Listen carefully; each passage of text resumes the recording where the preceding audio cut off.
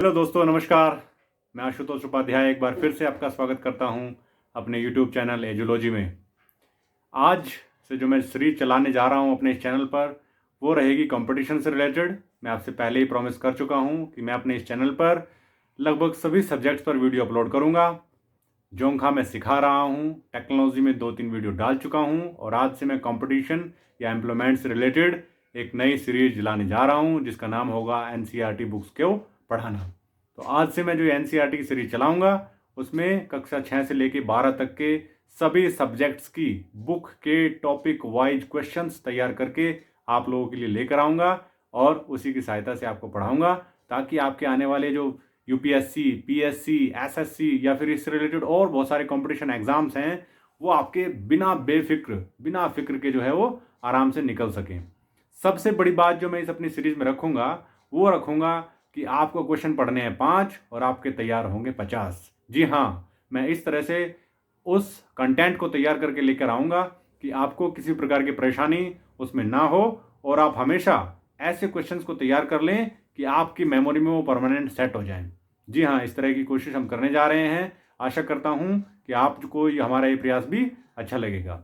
Video शुरू करने से पहले यदि आप चैनल पर नए हैं और इसी तरह की और वीडियोस देखना चाहते हैं तो मेरे इस चैनल को सब्सक्राइब कर लीजिए। साथ ही साथ वीडियो को लाइक करना ना भूलें। दोस्तों के साथ भी आप इसका लिंक शेयर करिए ताकि मैक्सिमम लोगों तक इसका फ़ायदा पहुंचाया जा सके। तो चलिए चलते हैं अपनी कंप्यूटर स्क्रीन पर जहां पर मैं आपको पढ़ाऊंगा एनसीईआरटी की क्लास 6 से शुरू करके और 12 तक के सभी चैप्टर्स। चलिए शुरू करते हैं। Let's start.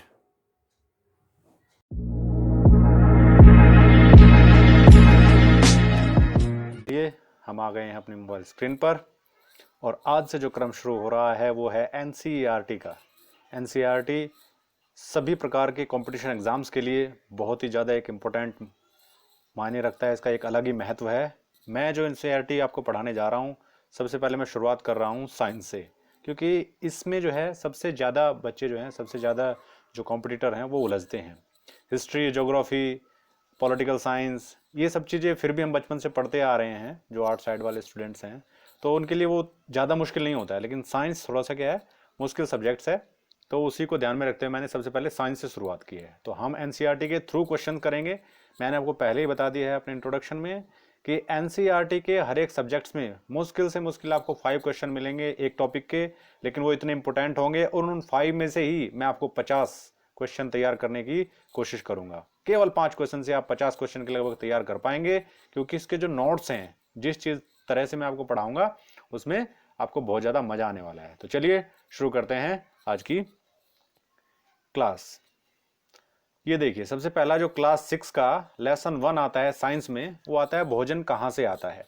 अब उसी से रिलेटेड मैंने पूरे चैप्टर को पढ़ा। चैप्टर से पढ़ के एक बुक लिया, बुक से क्वेश्चंस बनाए, क्वेश्चंस बनाने के बाद आपके सामने पेश कर रहा हूं। तो आपको देखिए ध्यान रखना है कि जब भी क्वेश्चन पढ़ने हैं मैं उससे रिलेटेड भी बहुत सारे नोट्स आपको बताता जाऊंगा कि भाई एक ऑप्शन से आप कितने ऑप्शंस को साथ के साथ ही याद रख सकते हैं। यहां से आप ले लीजिए। सबसे पहले देखिए, मान लो पहला आ रहा है, पहला क्वेश्चन क्या बता रहा है हमें, निम्नलिखित में से कौन सर्वाहारी है। अब सबसे पहले आपके मन में आना चाहिए सर्वाहारी क्या होता है। सर्वाहारी मतलब जो सब चीजें खाता हो। उसमें ऑप्शन देखिए दिखा रहा है कि शाकाहारी है क्या, मांसाहारी है, जिनमें ए तथा बी दोनों गुण हो, या इनमें से कोई नहीं हो। तो अब देखिए, जो जंतु यानी जो जीव जंतु हैं, जो लोग केवल पादप यानी पौधे वगैरह खाते हैं, उन्हें क्या कहा जाता है, शाकाहारी कहा जाता है। जो मांस खाते हैं उन्हें मांसाहारी कहा जाता है। लेकिन अगर मांस और पादप दोनों खाने वाला हो तो उसे क्या कहा जाएगा, सर्वाहारी कहा जाएगा। तो आपका ऑप्शन कौन सा हो जाएगा, ऑप्शन हो जाएगा आपका सी सही। तो इसमें से देखिए एक क्वेश्चन से 4 क्वेश्चन तैयार हो गए। बहुत इजी है। सबसे पहला क्वेश्चन है, क्लास 6 का है, तो आपको लग रहा होगा इजी, लेकिन हम आसान से और टफ यानी मुश्किल की तरफ बढ़ेंगे तो और अच्छा सीखने को मिलेगा। तो इसमें आपको देखने को मिला कि सर्वाहारी किसे कहते हैं, जिसमें शाकाहारी और मांसाहारी दोनों के गुण हो। ठीक है, अगला क्वेश्चन देखते हैं। ये देखिए, ये भी जब आप चैप्टर पढ़ेंगे ये भोजन कहां से आता है, तो उसमें एक काफी अच्छी बात मधुमक्खियों के बारे में लिखी है। तो उसी से मैंने एक क्वेश्चन उठाया है। इसमें देखिए क्या कह रहा है कि भाई मधुमक्खियां जो है वो फूलों से मकरंद एकत्र कर इसे भंडारित करती हैं, क्योंकि अब इसका रीजन आपको बताना है। नंबर ए रीजन क्या हो सकता है, फूल और उनका मकरंद वर्ष में केवल कुछ समय ही उपलब्ध होते हैं। बी ऑप्शन क्या हो सकता है, मधुमक्खियों में अधिक शहद खाने की प्रवृत्ति होती है। सी, इनमें आलस्य की प्रवृत्ति होती है और ऐसा करने से उन्हें खाने का भंडार एकत्र होने के बाद काम नहीं करना पड़ता। और डी उपयुक्त सभी। तो अब आपको ध्यान से देखना है कि भाई बी ऑप्शन में बताया इसने मधुमक्खियों में अधिक शहद खाने की प्रवृत्ति होती है, ऐसा कैसे पॉसिबल है, ये तो एक पॉसिबल ही नहीं है। दूसरा है इनमें आलस्य की प्रवृत्ति होती है। जीव जंतु जितने भी हैं उनमें आलस्य की प्रवृत्ति तो इंसान को छोड़ के बाकी सभी जो है आराम से अपने काम के प्रति थोड़े समर्पित होते हैं। उपयुक्त सभी हो नहीं सकता, जब ऊपर के दो गलत हो गए तो उपयुक्त सभी हो नहीं सकता। तो हमारे पास ऑप्शन बचा ए, इसमें है फूल और उनका मकरंद वर्ष में केवल कुछ समय ही उपलब्ध होते हैं। अब इसकी जानकारी के लिए मैं बता दूं कि मधुमक्खियां जो है फूलों से जो है वो मकरंद इकट्ठा करती हैं और उसे अपनी छत्ते में भंडारित यानी उसे इकट्ठा करती रहती हैं, उसे वहां स्टोर करती रहती हैं। क्योंकि फूल और उसका जो मकरंद है वो वर्ष के केवल कुछ समय में ही उपलब्ध होता है और मधुमक्खियां इस मकरंद का भंडारण कर लेती हैं ताकि पूरे वर्ष इसका इस्तेमाल किया जा सके। ये हो गया इसका, इससे रिलेटेड जो बाकी नोट है वो आपने नोट कर लिए। आगे बढ़ते हैं, अगले पेज पर जाएंगे। ये देखिए क्वेश्चन नंबर 3 में आपको मिलेगा निम्नलिखित कथनों पर विचार कीजिए। निम्नलिखित कथनों पर विचार कीजिए। विचार करना क्या है, ये देखिए, पौधे एवं जंतुओं भोजन के मुख्य स्रोत हैं और सभी पौधों की जड़, तना, पुष्प और पत्तियों को खाया जाता है।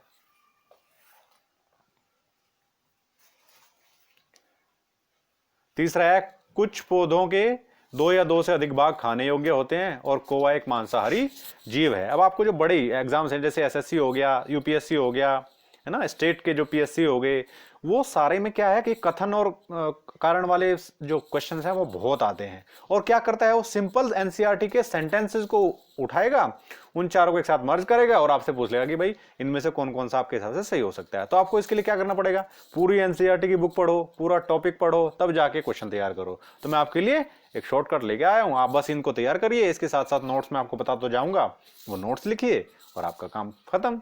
तो इसमें देखिए पौधे एवं जंतुओं जो है भोजन के मुख्य स्रोत हैं। चलो सही बात है भाई, सभी पौधों की जड़, तना, पुष्प और पत्तियों को खाया जाता है। आपको लग रहा है सभी पौधों की, मान लो सरसों ले लिया आपने, आलू ले लिया आपने और कोई पौधा ले लीजिए आपने, तो उसमें क्या होगा कि ये सब चीजें पॉसिबल नहीं हो पाएंगी, ये थोड़ा गलत लग रहा है।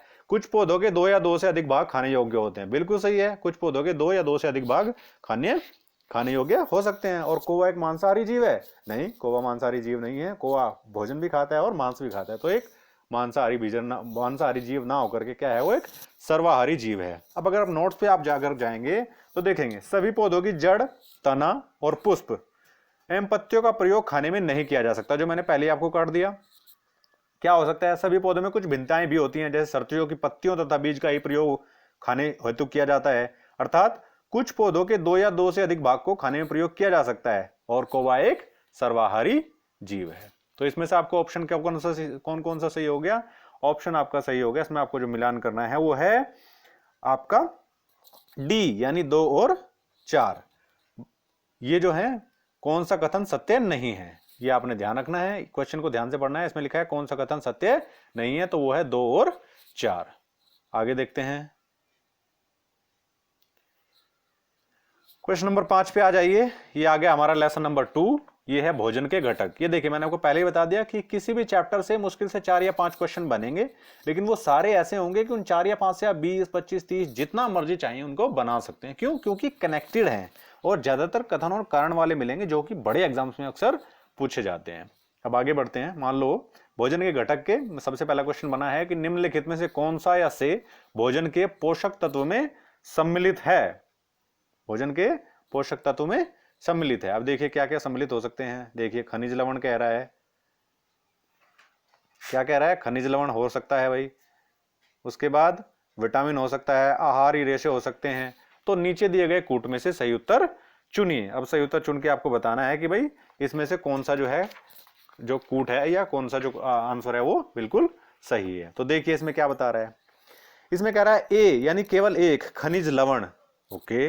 दूसरा बी केवल 1 और 2, बिल्कुल सही। केवल 2 और 1 2 और 3।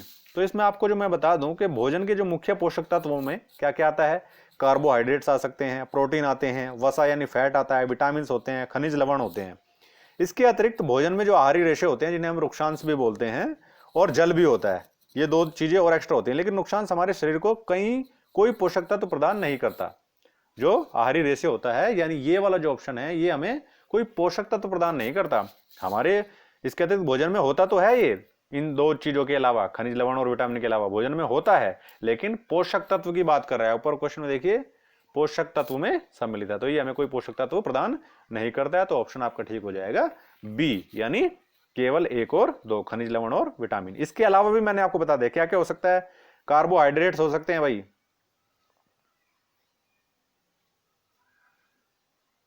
कार्बोहाइड्रेट हो सकते हैं, और क्या हो सकता है, प्रोटीन हो सकते हैं, और क्या हो सकती है, वसा हो सकती है, और क्या हो सकता है, विटामिन हो सकते हैं, विटामिन, और क्या हो सकते हैं, खनिज लवण हो सकते हैं, जो ऊपर बात ही की है इसने। ठीक है, ये जो है खनिज लवण हो सकते हैं। तो इतनी सारी चीजें भोजन में पाई जाती हैं जो कि पोषक तत्वों में सम्मिलित है। इसके अलावा जर और रुक्षांश भी होते हैं, लेकिन वो हमें कोई पोषक तत्व प्रदान नहीं करते। ठीक है, आगे बढ़ते हैं। अगला क्वेश्चन कह रहा है कि भोजन के विभिन्न पोषक तत्वों के संदर्भ में निम्नलिखित कथनों पर विचार कीजिए। क्या क्या विचार है भाई। कार्बोहाइड्रेट तथा वसा हमारे शरीर को मुख्य रूप से ऊर्जा प्रदान करते हैं, बिल्कुल सही बात है भाई, करते हैं। उसके बाद प्रोटीन तथा खनिज लवण हमारे शरीर की वृद्धि तथा अनुरक्षण के लिए आवश्यक होते हैं, ओके। विटामिन हमारे शरीर की रोगों से रक्षा करने में सहायता करते हैं। तो उपरोक्त कथनों में से कौन से सही हैं। अब आपने इसमें जो ऊपर के कथन दिए गए हैं उनमें से सही चुनना है। देखिए क्या क्या चुन सकते हैं आप। अब मेरे हिसाब से ऊपर के जो तीनों कथन है वो सही हैं। देखिए कैसे। कार्बोहाइड्रेट और वसा शरीर को ऊर्जा मिलती है, मैंने पहले क्वेश्चन में बता दिया आपको कि कार्बोहाइड्रेट हो जाए, वसा हो सकते हैं, खनिज लवण हो सकते हैं, विटामिन हो सकते हैं, ये हमें ऊर्जा प्रदान करते हैं। उसके बाद प्रोटीन तथा खनिज लवण शरीर की वृद्धि एवं अनुरक्षण के लिए भी आवश्यक है, ये इसने बता दिया कि वृद्धि और अनुरक्षण के लिए आवश्यक होते हैं। और तीसरा है विटामिन हमारे शरीर की रोगों से रक्षा करने में सहायता करते हैं। तो तीनों चीज सही होगी, तो ऑप्शन हमारा क्या हो गया, ऑप्शन हो गया डी, 1, 2 और 3 तीनों चीजें सही हैं। अब इसमें देखिए क्वेश्चन कैसे तैयार होता है भाई। कार्बोहाइड्रेट्स, पहला क्वेश्चन बन सकता है कि हमारे शरीर को किन से ऊर्जा मिलती है। कार्बोहाइड्रेट्स, वसा। हमारे शरीर की वृद्धि और अनुरक्षण के लिए क्या आवश्यक है, प्रोटीन और खनिज लवण। हमारे शरीर की रोगों से रक्षा करने में कौन ज्यादा सहायता करता है, विटामिन। 6 क्वेश्चन इसी क्वेश्चन से जो है बन सकते हैं, इसीलिए मैंने इसको क्या किया है, कथन और कारण वाले उसमें रखा है, ताकि आप लोगों को एक ही बार में पता करने से सारे क्वेश्चन जो है वो लगातार एक ही साथ जो है तैयार हो जाएं और आपको जो है आने वाले समय में किसी प्रकार की प्रॉब्लम ना हो। ठीक है, तो इस चीज को ध्यान में रखते हुए मैंने इसको तैयार किया है। आगे चलते हैं भाई। आगे क्या कह रहा है अगला क्वेश्चन, ये देखिए। कार्बोहाइड्रेट के विभिन्न प्रकारों के संदर्भ में विचार कीजिए। क्या क्या हो सकता है, अमीनो अम्ल है, मंड है और शर्करा है। ठीक है, अब उपयुक्त में से कौन सा या से कार्बोहाइड्रेट का प्रकार नहीं है। कार्बोहाइड्रेट के विभिन्न प्रकारों के बारे में चर्चा करवा रहा है और पूछ रहा है कि भाई कौन सा इसमें से जो है कार्बोहाइड्रेट का प्रकार नहीं है। तो सबसे पहले आपको बता ही दूं मैं कि कार्बोहाइड्रेट कई प्रकार के होते हैं। जैसे हमारे भोजन में पाए जाने वाले मुख्य कार्बोहाइड्रेट मंड तथा शर्करा रूप में होते हैं। अमीनो अम्ल क्या होते हैं, अमीनो अम्ल होते हैं प्रोटीन। अमीनो अम्ल क्या होते हैं भाई, प्रोटीन। तो आपको ऑप्शन सिर्फ 2 बच गए आपके पास, मंड और शर्करा। तो कार्बोहाइड्रेट के विभिन्न प्रकारों में ये है, तो 2 और 3 आपके सही हो गए। ऑप्शन में चेक कर लीजिए, केवल 2 और 3, यानी 7वें का क्वेश्चन नंबर हो गया आपका सी सही। ठीक है, तो इसमें आपको कार्बोहाइड्रेट का प्रकार नहीं है, सॉरी ये आपने ध्यान रखना है, प्रकार नहीं है, केवल ए, ये हो जाएगा गलत। ठीक है, तो क्वेश्चन को हमेशा ध्यान से पढ़ना है भाई। कार्बोहाइड्रेट का प्रकार नहीं है पूछा है, तो प्रकार नहीं है क्या, केवल एक, और प्रकार है तो केवल 2 और 3। ठीक है, चलिए आगे बढ़ते हैं भाई। 8वें पे आ जाते हैं, इस पर विचार करना है। कह रहा है कि वसा भोजन का एक महत्वपूर्ण घटक है, बहुत सही बात है। तो वसा के संदर्भ में निम्नलिखित कथनों पर विचार कीजिए। भोजन में वसा की अत्यधिक मात्रा मोटापे का कारण बनती है, ओके बिल्कुल बनती है भाई। वसा शरीर को ऊर्जा प्रदान करती है, ये भी बिल्कुल सही बात है। वसा की तुलना में कार्बोहाइड्रेट की समान मात्रा से हमें अधिक ऊर्जा प्राप्त होती है। तो उपर्युक्त कथनों में से कौन सा सही है या सही है? अब इसमें ध्यान रखना है आपको कि कथन एक में कह रहा है कि भोजन में वसा की अत्यधिक मात्रा मोटापे के कारण बनती है, बिल्कुल सही बात है, और वसा शरीर को ऊर्जा भी प्रदान करती है। लेकिन जो तीसरी चीज इसने कही कि कार्बोहाइड्रेट की तुलना में वसा की समान मात्रा से हमें अधिक ऊर्जा प्राप्त होती है, इसमें कह रहा है कि वसा की तुलना में कार्बोहाइड्रेट की समान मात्रा से हमें अधिक ऊर्जा प्राप्त होती है, हमें ऊर्जा प्राप्त होती है। तो उससे क्या होगा कि आपका जो बी है केवल एक और दो, यानी केवल एक और दो, ये वाला ऑप्शन आपका सही हो जाएगा। तो ये कह रहा है कि उल्टा है, ये वसा की तुलना में कार्बोहाइड्रेट, जबकि होगा क्या कि कार्बोहाइड्रेट की तुलना में वसा की समान मात्रा से हमें अधिक ऊर्जा प्राप्त होगी। तो सिंपल सी बात है, इसने क्वेश्चन को उल्टा घुमाया है। यदि इसको उठा के यहां ले आएंगे तो ये क्वेश्चन बिल्कुल सही बन जाएगा, इसके तीनों ऑप्शन बिल्कुल राइट हो जाएंगे। आगे बढ़ते हैं, 9वें क्वेश्चन पर आ जाइए भाई। इसमें क्या कह रहा है कि पोषक तत्वों के अलावा जल भी भोजन का हिस्सा होता है। क्वेश्चन जो है एनसीईआरटी के में जो बनाए हैं ये, इसमें आपको प्रत्येक सेंटेंस पर बहुत ध्यान से पढ़ना है, तभी आपको समझ आएगा, और समझ आ गया एक बार तो कभी भूलोगे नहीं, ये गारंटी है। तो पोषक तत्वों के अलावा जल भी भोजन का हिस्सा होता है। इस रूप में जल के संदर्भ में निम्नलिखित कथनों पर विचार करिए। क्या विचार करना है? पहला विचार है कि भाई कुछ सीमा तक शरीर के लिए आवश्यक जल की पूर्ति खाद्य पदार्थों में उपस्थित जल से हो जाती है, बिल्कुल सही।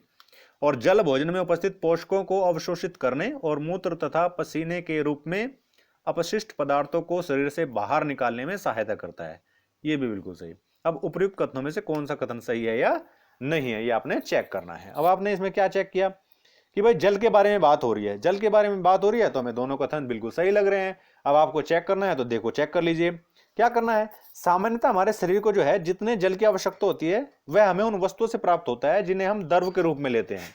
जितने भी हमें जल की जरूरत है तो उन वस्तुओं से प्राप्त होगा जो हम द्रव रूप में लेते हैं। अब जैसे क्या हो सकता है, जैसे कि हम जल लेते हैं, दूध लेते हैं, चाय लेते हैं, इन सब से हमें क्या होगी, जल की प्राप्ति होगी। जैसे दूध हो गया भाई, ठीक है, उसके बाद जल हो गया भाई, उसके बाद चाय हो गई भाई, इन सब ये जितने भी द्रव के रूप में आप लेंगे, जूस ले लिया आपने, इन सब से क्या हमें क्या प्राप्त होगा, क्या प्राप्त होगा भाई, जल की आपूर्ति होगी। अब क्या होगा, जल भोजन में उपस्थित पोषकों को अवशोषित करने और अपशिष्ट को शरीर से बाहर निकालने में सहायता करता है। तो सिंपल सी बात है, जल जो है भोजन में उपस्थित जो पोषक तत्व है उनको अवशोषित कर लेगा और मूत्र तथा पसीने के रूप में अपशिष्ट पदार्थों को शरीर से बाहर निकाल देगा। तो तीनों क्वेश्चन, दोनों ऑप्शन जो है सही है, तो हमारा सी ऑप्शन सही हो जाएगा, एक और दो दोनों। सिंपल सी बात है। चलिए आगे बढ़ते हैं, 10वें क्वेश्चन पे आइए भाई। ये आ गया मैच करने वाला। अब इसमें देखिए क्या कह रहा है, कह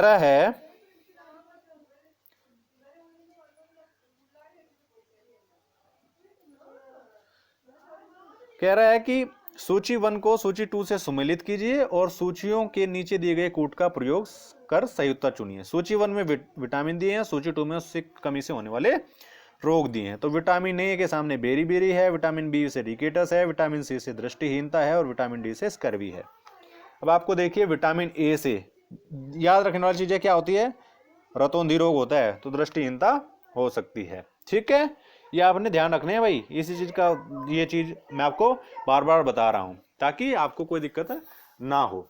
अब इसमें क्या क्या हो सकता है, कमजोर दृष्टि हो सकती है, अंधेरे यानी रतौंधी रात में कम दिखाई देना हो सकता है, कभी कभी पूरी तरह दिखाई देना भी बंद हो जाता है, तो रतौंधी के लक्षण होते हैं। अब B1 क्या करता है, B1 क्या करता है, बेरी बेरी रोग करता है। B1 की यदि कम होगी तो आपको बेरी बेरी रोग हो जाता है। इसमें दुर्बल पेशियां और काम करने की ऊर्जा में कमी इस रोग के मुख्य लक्षण हैं। विटामिन सी क्या करता है भाई, विटामिन सी की कमी से हमें स्कर्वी रोग होता है। विटामिन सी की कमी से क्या होता है, हमें स्कर्वी रोग होता है। तो इसके क्या लक्षण है, इसमें क्या होता है कि मसूड़े से खून निकलना और घाव भरने में अधिक समय लगना इस रोग के प्रमुख लक्षण हो सकते हैं। विटामिन डी आपको पता ही है धूप से होता है, और ये रिलेटेड किससे होता है, सबसे ज्यादा हड्डियों से। विटामिन डी, इसकी अस्थियां मुलायम होकर मुड़ने लगती हैं, इसे हम रिकेटस कहते हैं। अब देख लीजिए भाई, ए के साथ क्या है, 3 है, तो ए के साथ 3 किस किस में है वो देख लीजिए। अब ए के साथ 3 में है, मैच नहीं करेगा। बी के साथ 1 है भाई, बी के साथ 1 2 में है, ये भी मैच नहीं करेगा। सी के साथ 2 है भाई, सी के साथ 2 केवल इसमें है, यानी बी ऑप्शन आपका, ए ऑप्शन आपका सही हो जाएगा। तो सी के साथ जो है वो हो जाएगा, तो आपका ये ऑप्शन जो हो गया वो ए हो गया। ए में क्या क्या दिया है भाई, 3 1 4 2, 3 1 4 2 बिल्कुल सही है। तो ए के साथ जा रहा है 3, बी के साथ 1, सी के साथ 4 और डी के साथ 2, बिल्कुल सही बात है। तो ये आपका ऑप्शन ए सही हो गया। ये थी इसकी जानकारी। अब आप चारों रोगों को ध्यान से याद कर लीजिएगा, तो इससे क्या होगा, आपको परेशानी नहीं आएगी। अगला क्वेश्चन देखते हैं भाई, 11वां क्वेश्चन। 11वां क्वेश्चन क्या कह रहा है, निम्नलिखित में से कौन सा कथन असत्य है। चेक करना है आपको। विटामिन ए त्वचा और आंखों को स्वस्थ रखता है, सही लग रहा है भाई। विटामिन B1 घाव भरने में सहायक होता है, वो मैंने बताया आपको कि क्या होगा, विटामिन B1 से क्या होता है, बेरी बेरी रोग होता है, पिछले क्वेश्चन में बताया। विटामिन सी रोगों से लड़ने में सहायक होता है, ये भी सही है। विटामिन डी हमारी अस्थियों और दांतों के लिए कैल्शियम का उपयोग करने में हमारे शरीर की सहायता करता है। तो विटामिन B1 घाव भरने में नहीं, बल्कि विटामिन सी होता है जिसमें घाव भरने में अधिक समय लगता है। तो घाव भरने में सहायक होने के लिए विटामिन B1 की आवश्यकता ये है। तो ये असत्य क्या हो गया इसका, इसका ऑप्शन हो गया बी असत्य है। मतलब विटामिन बी जो है वो B1 घाव भरने में सहायक होता है। अगला क्वेश्चन देख लीजिए भाई, निम्नलिखित युग्मों पर विचार कीजिए। एक तरफ खनिज दिए हैं, दूसरी तरफ अभावजन्य योग, मतलब उनकी जो कमी होगी तो आपको क्या रोग हो सकता है। देखिए सबसे पहले खनिज है और अभावजन्य रोग है। यदि कैल्शियम की कमी होगी तो घेंगा, लोह की कमी होगी तो दंतक्षय। अब आपको क्या करना है, उपर्युक्त युग्म में से कौन सा युग्म सुमेलित है या है। देखिए क्या कह रहा है, कैल्शियम की कमी से क्या क्या हो सकता है भैया। आपको एक आयोडीन इसमें छूट गया है, वो मैं आपको लगा दूंगा। तो उसमें क्या करना है कि आपको, जैसे कैल्शियम क्या है, इस क्वेश्चन को आप छोड़ ही दीजिए, क्योंकि इसमें एक ऑप्शन छोटा हुआ है, तो फिर 1 2 या 3 का तो चर्चा ही नहीं होगी ना। तो इसमें एक ऑप्शन छूट गया है, वो तीसरा अब मैं अगली वाली स्लाइड में आपको दिखा दूंगा। चलिए छोड़ दीजिए, आगे बढ़ते हैं। क्वेश्चन नंबर 13 लास्ट क्वेश्चन है भैया आज का।